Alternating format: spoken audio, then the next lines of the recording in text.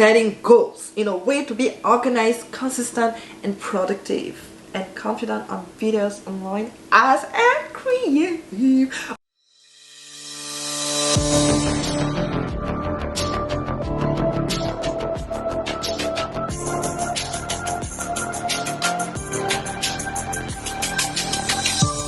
Hello people, welcome back to my channel. Salut les amis, bienvenue par retour sur ma chaîne. Hola, bienvenue dans la canal. Konnichiwa, watashi no channel ni yokoso. I hope you're doing fine today. It's another day, another week, and another video.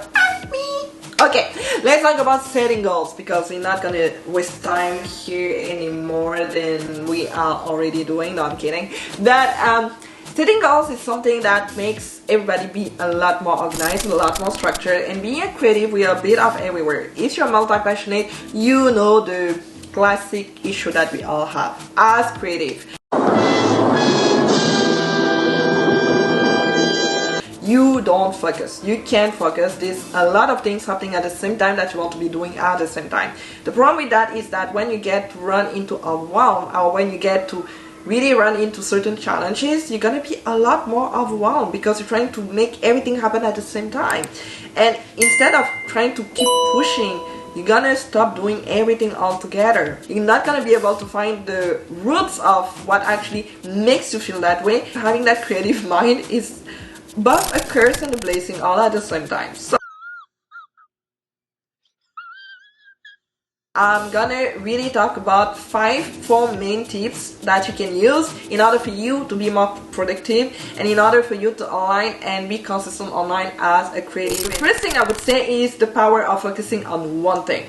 One thing only. When you get to not focus, you're losing sight of everything. You get to lose sight of your mission. We all have different missions, I think, on this planet. And I think being multi-passionate is not about finding your gift to do whatever you want to be doing now and just keep it forever. It's about starting with one thing, being able to branch out, build your authority on it, build your expertise on it, and people are going to respect you even more for that, and then start to branch off. And I think it's so important because when you get to be good at everything, you don't get to be great at anything.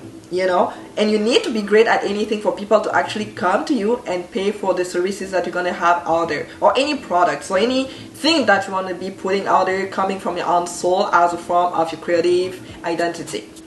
So focusing helps you to practice more and more, not only coming from a passion standpoint or a hobby standpoint, but to start seeing as a career or seeing as a business.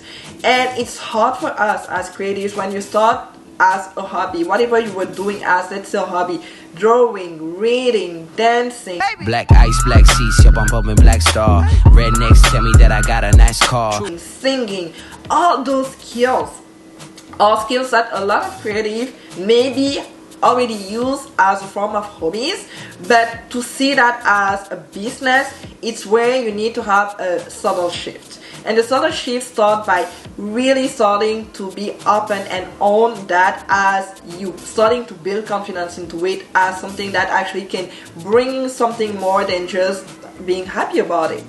That's something that can help you connect with other people out there. That's something that can help you connect with your real and right audience. That's something that can help you connect with something a lot more deeper, because this is how you're gonna stand out. This is how you're gonna build that authentic tribe. This is how you're gonna be authentic as a person. It starts with you to build that authentic tribe.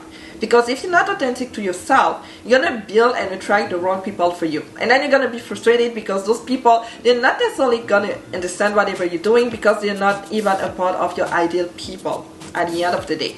And we're not talking about just having hobbies as just a form of enjoying it. We're talking about hobbies as a way to make money at some point if it's something that you want to be doing. With focusing, it's going to help you refine and start to shifting from something that is much more of a hobby to something that is much more serious into something that is going to be a business. When you get to focus, it's not about making something rigid as a structure, but playing with your inner child to be able to enjoy whatever you're doing, to make it something that you're gonna have to be doing every single day, that you're gonna have to be talking about every single day to people. Hold space for your thoughts the most. It's critical, it's essential, it's important. I fell so many times to the social comparison. Whatever is gonna come out of your creative identity is your voice. It doesn't and shouldn't be somebody else's voice. It shouldn't be somebody else's way of seeing the world. It should be your way of seeing it and how you want and you can help people around you. You know, and that's so essential for you to hold the space to be able to find the person that you are. Desire becomes surrender, surrender becomes power. Before everything else, in my coaching program, going through my coaching program, we start by really focusing in people, the person we are, and getting deep down into that identity, inner child that you are, inner child that you have, and going right from those original things that you used to be enjoying the most and maybe was a part of your hobbies but you were not too sure about. There was a lot of confusion. I had that example multiple times through those videos that I did before, where I used to draw a lot of mangas, and that was a hobby for me for so many years. It was a second nature for me. I loved it.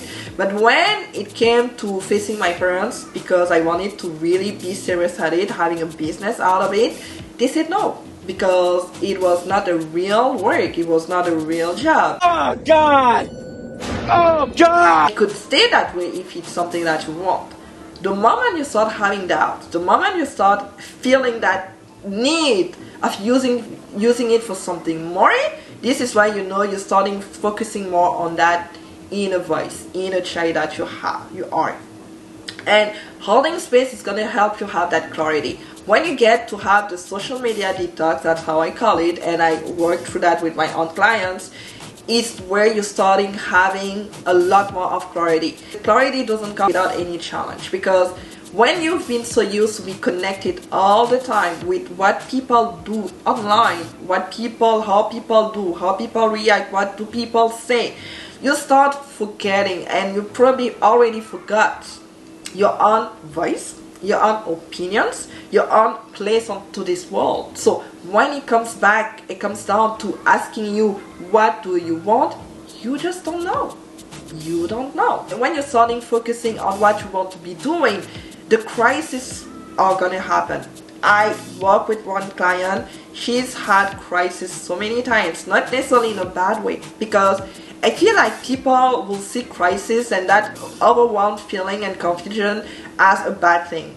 And I feel like most strategies, they're gonna focus on to making everything just way too more positive. And for me, it's not logic if you're trying to just have a superficial layer. That's good for you to add a positive thinking about it. But if it's all about adding positive thoughts to anything that happens for you and with your brain, you don't fix anything. Covering it up with something really beautiful, a beautiful garden, but deep down, there's still something that is not fixed at all. And that thing is gonna come back again and again and again unless you fix it. By holding space, you're starting stepping out of your comfort zone, and as challenging it is, when you get to see the other side and you start seeing the other side, you feel lighter, because for you it was something that was so natural for you, but you had so many layers of everybody saying so many things about you, so many things about what you were supposed to be doing, that you forgot all of that.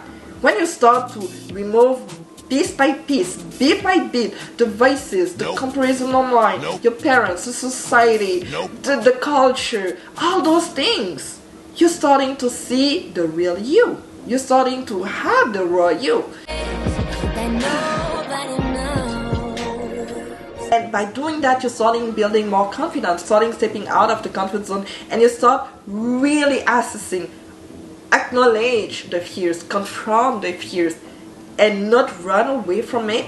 The confidence is so authentic and so solid that whatever you do after that is gonna come easier for you. All that is a part of my coaching program. If you want to be a part of it, the link is gonna be down below for a free discovery call. I'm so excited to work with creatives. We have so many things to show to the world, and that's just the beginning. Let them stand out to build the future, to build tomorrow's society, because they have so many things to offer. I feel emotional just because I feel so different, and right now I'm starting to see more of my own clarity and my own path, and just it makes me feel so happy, and I'm like, I can help so many people out there, and it's just through talking, enjoying, and making them learn about videos, be more confident on it, and just connecting with the right people. Oh, just magical. It's just magical. It's gonna be to trust your inner voice. When you start trusting your inner voice, you start trusting your own voice. You start trusting what is real and authentic and genuine for you. You start getting rid of whatever society is imposing on you.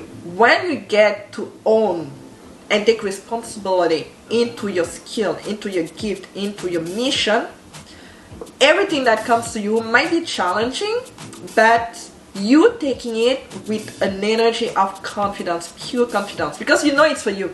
You know you have the strength. And I'm Catholic, I'm Christian, and for me, it's all about trusting the process, because there's a part that you're never gonna be able to know. Letting go of that control of knowing everything from the get-go. We can't know everything, you know. When you get to trust God, He has you covered all the time. Maybe it feels challenging. Maybe you're going through certain things where you're just asking yourself, like, what the heck are you doing? You're letting go of everything that you need to know before. When you invest in coaching, when you invest in working with a coach, you can't know that it's gonna have to work. And I'm not saying that you shouldn't do your research into really searching who's the right coach for you. But it's all about understanding that whoever you're gonna be working with, you have your own responsibility. You know, the coach here is gonna guide you through your own roadblocks. And now you're gonna have to make the choice to follow that path. We can force you. I can force you. I can make you have more clarity and then help you and guide you through your own path, because it's not my path, it's your path. So building the trust is building the trust of your own path. Not building that trust with me directly, but it's building that with you first to be able to trust me. Trust has to be built up within yourself. In God, because He has me covered, because I'm a part of Him. To be able to embrace that difference that you have. To aim for transformation, not the goal itself. When we set goals to be more productive, to be more consistent, to make 10K at the end of the day, you're building habits out of it. You're not getting confident at the end of the goal. You're getting confident through doing multiple things to get to the final goal. And whatever you're going to be doing is going to add more to that confidence part. When you get to go through, let's say, one crisis, that's something more that you've done compared to before. When you've got to show yourself on camera for the very first time, that's something more that you've done compared to before. That's all those little stuff that you do that gets you to be where you need to be at when it comes to your own goals. It doesn't start with you getting to the goal and then get confident at it. Getting confident on videos for me has required me to show my face every single time that I was supposed to be doing a video. That started 10 years ago. I think my accent is still there. I still don't speak English perfectly. French is my first language. I'm not changing the person I am. I'm just getting better at the person that I am.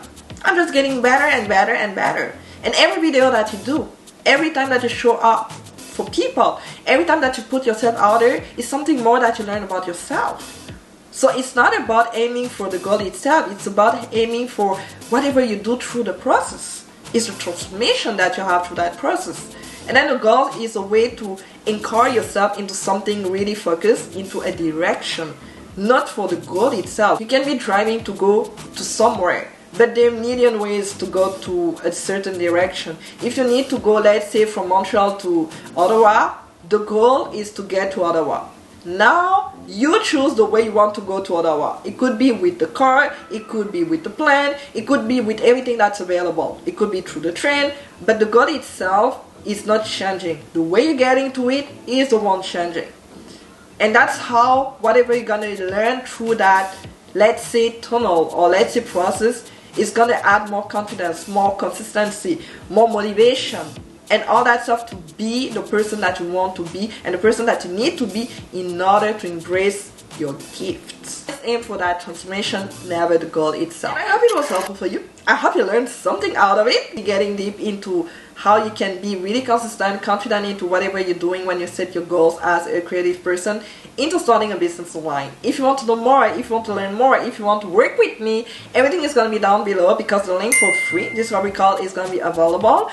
We're getting to know you as a person, and I'm giving you the best insight that I can possibly be to giving, and then you make the choice to work with me if you feel like we are a good fit. If you want to reach out to me on Instagram, you're gonna have it somewhere here, face, and just making the crazy person that I am, and in a really genuine way, you know, just being me, you know. Like at the end of the day, you're gonna see me waking up, doing my random thing, cooking because I love cooking, watching a random like wide range of animes and all that stuff, K-dramas and whatnot. And for the time being, subscribe to the channel, turn on the notification button if you enjoy what you're watching. I'm gonna see you for my next video, and until then, like I say all the time, keep smiling because it's free and contagious in a good way. Bye.